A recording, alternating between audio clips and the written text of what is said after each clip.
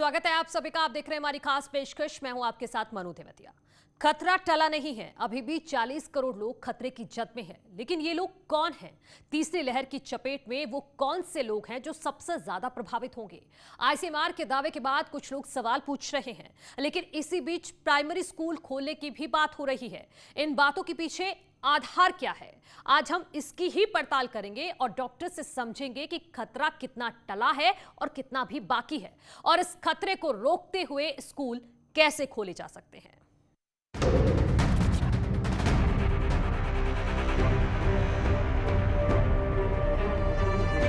Corona के मामले कम, लेकिन खतरा अभी बाकी है।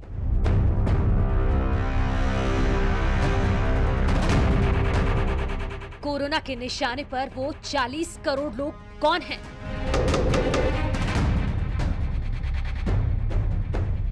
मई में जब दूसरी लहर का असर कम होने लगा तो लोगों को ऐसा महसूस हुआ कि अब कोरोना से मुक्ति मिल जाएगी। लेकिन इसी बीच ऐलान किया गया कि दूसरी लहर जारी है, अब तीसरी की बारी है। कोरोना वायरस के कम होते खतरों के बीच देश में धीरे धीरे पाबंदियां कम होने लगी। सरकार ने कई चीजों को खोल दिया और ऐसा माना जा रहा है कि आने वाले समय में लोगों को और सुविधाएं मिल सकती हैं। 20 जुलाई को आईसीएमआर ने प्राइमरी स्कूल को खोलने पर बड़ा बयान दिया। India starts considering, and the district start considering, it will be wise to open primary schools first. ICMR ने ऐसा क्यों कहा, जबकि 40 करोड़ लोगों पर अभी भी मंडरा रहा है वायरस का खतरा? 40 crore 400 million people, by this estimate, have no protective antibodies.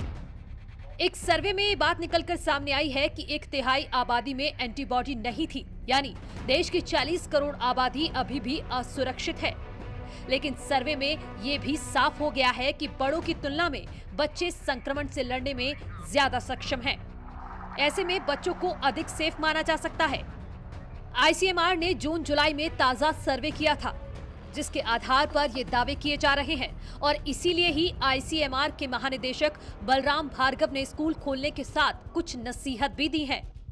उन्होंने कहा है कि सेकेंडरी स्कूलों के मुकाबले प्राइमरी स्कूलों को खोलने की प्राथमिकता देना सरकार के लिए फायदेमंद हो सकता है, लेकिन इसके लिए स्कूल बस के ड्राइवर, टीचर समेत सारे स्टाफ को टीका लगा होना चाहिए।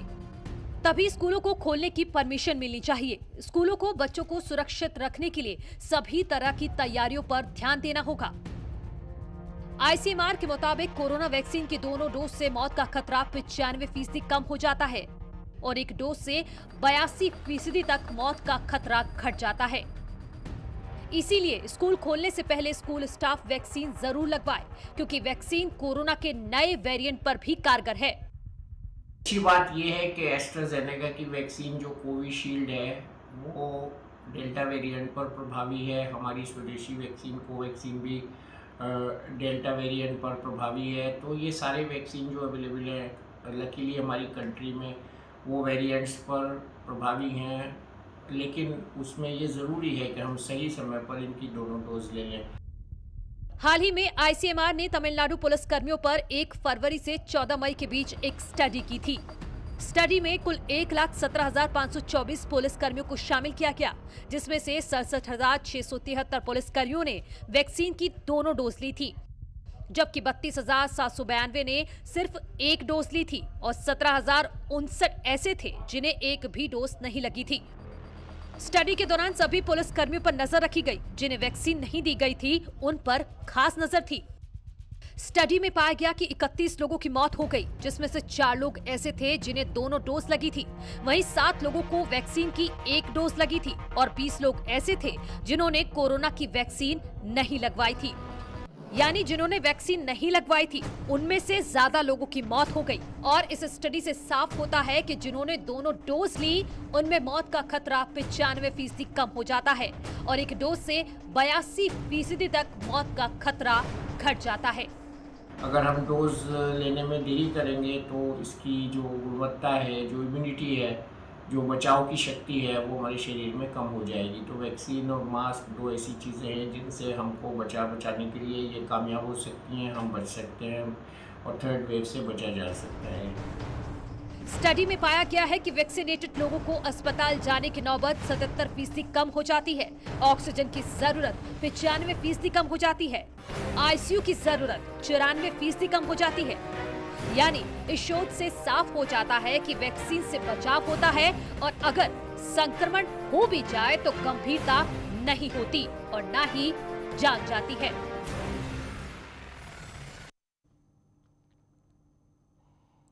केंद्रीय स्वास्थ्य मंत्रालय के मुताबिक भारत में कोविड-19 टीके की 41 करोड़ से ज्यादा खुराक अभी तक दी जा चुकी हैं, जिनमें से 18 से 44 साल के कुल 12 करोड़ 73,70,809 लोगों को पहली खुराक दी गई है और 50,58,284 लोगों को दूसरी खुराक दी जा चुकी है। यानी कि 41 करोड़ से ज्यादा लोग नए वेरिएंट से 82% तक सुरक्षित हैं। लेकिन वो लोग कौन हैं जो सबसे ज्यादा असुरक्षित हैं और क्यों डॉक्टर कह रहे हैं कि वैक्सीनेशन के बाद भी सावधानी जरूरी है?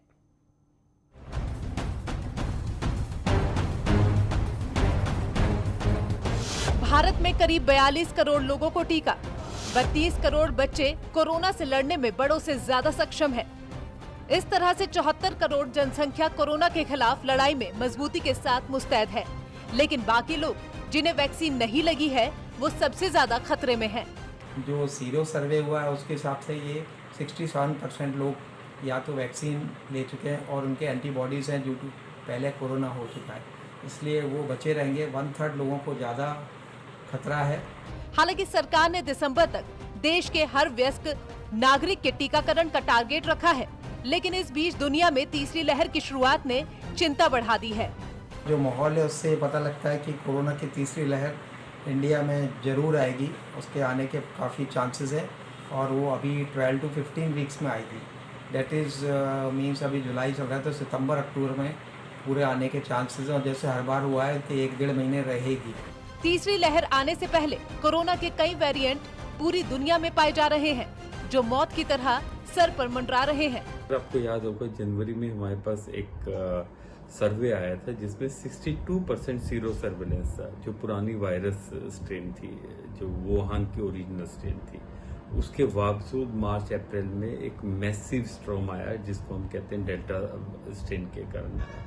अब डेल्टा नहीं होगा तो डेल्टा प्लस होगा, डेल्टा प्लस नहीं होगा तो कप्पा होगा। ये वायरस अपने आप को म्यूटेट करता जाएगा और नई नई स्ट्रेन्स पैदा होंगी और डिस्पाइट कि आपकी वैक्सीनेशन है ये आपको अफेक्ट कर सकता है। ये चीज जान लेना बहुत जरूरी है। डॉक्टरों का कहना है कि भले ही वैक्सीनेशन से सुरक्षा का दावा किया जा रहा है, लेकिन ये पूरी गारंटी नहीं है। नए वायरस से बचने के लिए कई उपाय करने होंगे। सो वैक्सीनेशन आपको 100% गारंटी सेफ्टी की नहीं देता है। दूसरा, अगर आप एंजॉय करना चाहते हैं लाइफ, एंजॉय करिए, कोई किसी को रोक नहीं रहा है, लेकिन सबसे इम्पोर्टेंट चीज है मास्क ना उतारिए। मास्क सबसे बड़ी वैक्सीनेशन है। वैक्सीन इतनी इफेक्टिव नहीं है जितनी मास्क है। डॉक्टरों ने चेताया है कि सिर्फ वैक्सीन के भरोसे ना रहें, वो लोग ज्यादा सावधान रहें जिन्हें वैक्सीन नहीं लगी है और जो टीका लगवा चुके हैं उन्हें भी लापरवाही करने से बचना चाहिए। अगर आप मास्क नहीं उतारते हैं, थोड़ा सा डिस्टेंस रखते हैं, स्पेशली भीड़ भाड़ वाले एरिया में, तो आपका वैक्सीनेशन प्लस मास्क आपको आगे के लिए प्रोटेक्शन देगा। फोर्थ, आज के दिन क्या स्टेटस है ये देखा जा रहा है। साउथ में कुछ एरियाज को छोड़ दे जहां पे परसिस्टेंटली लेवल हाई है, जहां पे वायरस अभी भी कम्युनिटी में एक स्मॉल एपिडेमिक का रूप लिए हुए है। नॉर्थ में एक स्टैटिक लेवल आ गया है, जो कांस्टेंट फॉलिंग ट्रेंड था वो थोड़ा सा स्लो हुआ है। लेकिन ये गिरावट उतनी नहीं है जितना मई और जून में थी, इसीलिए हमें इस वायरस से सचेत रहना है, खासकर उन 40 करोड़ लोगों को जिन्हें वैक्सीन की एक डोज भी नहीं लगी है। और बच्चों का भी ख्याल रखना होगा क्योंकि बच्चों की वैक्सीन अभी तक नहीं आई है। सरकार ने भी अपनी ओर से आपके बचाव की तैयारी कर रखी है। प्रशासनिक तौर पर सरकार ने 20,000 बेड्स और उसमें से 20% बेड्स जो है आईसीयू के इनको बच्चों के लिए निर्धारित किया है। अब ये क्या कम पड़ने वाले हैं या पूरे रहने वाले हैं, ये समय ही बताएगा। ऑक्सीजन से हमने काफ़ी सबक ले लिया है। ऑक्सीजन अब करीब करीब सब अस्पतालों में है, सब जगह है, और हमने सीख ले ली है कि ऑक्सीजन की कमी से कोई डेथ नहीं होनी चाहिए।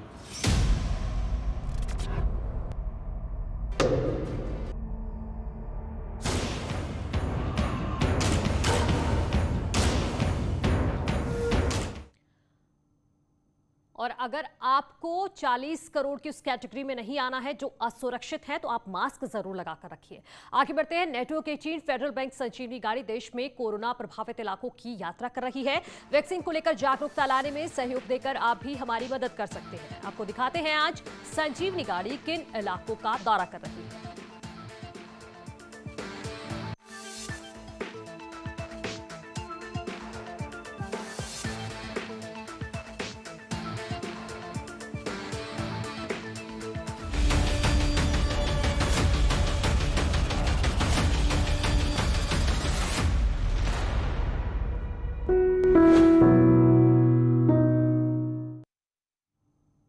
आप भी एंकर और रिपोर्टर बन सकते हैं। आप में क्षमता है तो न्यूज 18 यूपी यूके देगा आपको मौका। आप न्यूज एंकर रिपोर्टर बनना चाहते हैं तो हमें 1 मिनट का वीडियो भेजिए।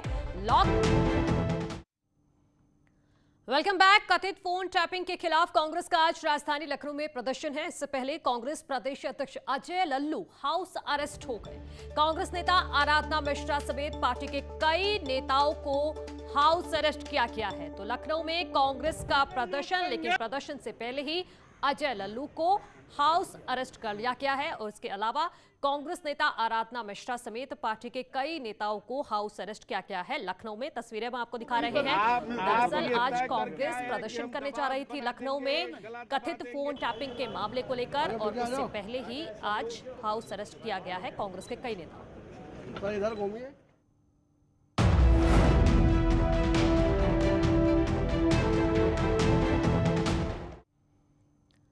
बढ़ेंगे आगे। करोड़पति पान वाला, अरबपति चाट वाला, ठेले पर दुकान और करोड़ों का मकान। कानपुर में एक जांच के दौरान यह खुलासा हुआ है। कानपुर की गलियों में ऐसे ठेले वाले मिले हैं जो करोड़पति हैं, लेकिन इसकी जानकारी किसी को नहीं थी।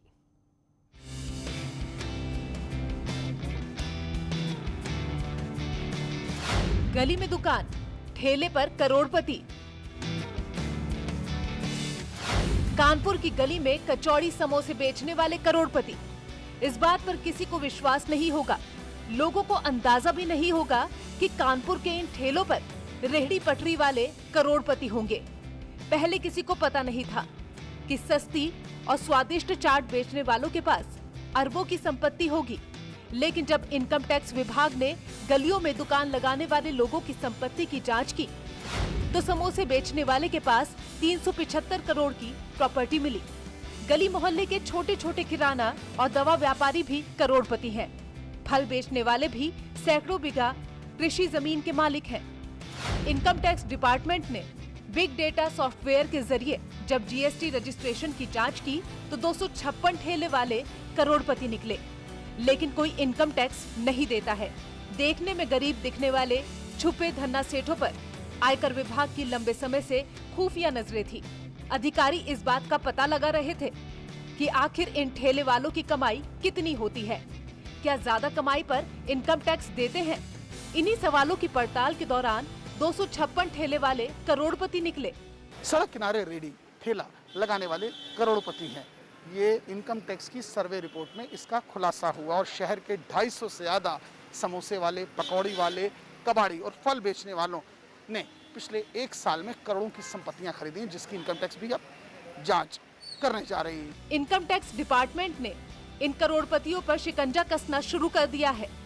साथ ही अभी बाकी लोगों की जांच कर रहा है। इस बीच न्यूज 18 की टीम ने ठेले वालों से बात की और इनकम टैक्स देने के बारे में पड़ताल की। जी ना, हमारा पैन कार्ड है और इनकम टैक्स हम लोग देते भी हैं। बताया जा रहा है कि इन लोगों के इसी बीच अयोध्या से बड़ी खबर आ रही है। बसपा के ब्राह्मण सम्मेलन को अनुमति मिल गई है। केवल 50 लोगों को शामिल करने की अनुमति मिली है। सोशल डिस्टेंसिंग का इस दौरान पूरी तरह से पालन करना होगा। जिला प्रशासन ने अनुमति दे दी है। कोविड प्रोटोकॉल के तहत केवल 50 लोगों को शामिल करने की अनुमति दी गई है। सशर्त ये अनुमति मिली है। सोशल डिस्टेंसिंग का पालन करने के निर्देश दिए गए हैं। कल यानी 23 जुलाई को रिजॉर्ट में, ताराजी रिजॉर्ट इसका नाम है, यहां पर बीएसपी का ब्राह्मण सम्मेलन होगा। बसपा ने ब्राह्मण सम्मेलन के मोटो में परिवर्तन किया है। अब प्रबुद्ध समाज के सम्मान, सुरक्षा और तरक्की पर एक संगोष्ठी का आयोजन यहां पर किया जाएगा। कल शाम को अयोध्या धाम में सरयू आरती भी की जाएगी बसपा के राष्ट्रीय महासचिव सतीश चंद्र मिश्रा की तरफ से। तो ये बड़ी खबर हम आपको बता रहे हैं। कल 23 तारीख का समय निर्धारित था, कल की तारीख निर्धारित थी और अब बीएसपी को ब्राह्मण सम्मेलन की अयोध्या जिला प्रशासन ने अनुमति दे दी है और वो परमिशन दी गई है। कोविड प्रोटोकॉल के नियम के साथ केवल 50 लोगों को शामिल करने की परमिशन दी गई है। इस दौरान सोशल डिस्टेंसिंग का पूरी तरह से पालन करना होगा। जिला प्रशासन ने कुछ नियम बनाए हैं, उसी नियम के तहत बीएसपी को ब्राह्मण सम्मेलन करने की अनुमति मिली है। अयोध्या में कल ये सम्मेलन होने जा रहा है और जो मोटो है वो भी इसका बदला गया है, जैसा कि जानकारी मिल रही है। और इसी के साथ इस बुलेटिन में इतना ही। एक छोटा सा ब्रेक, उसके बाद भी खबरें लगातार जारी।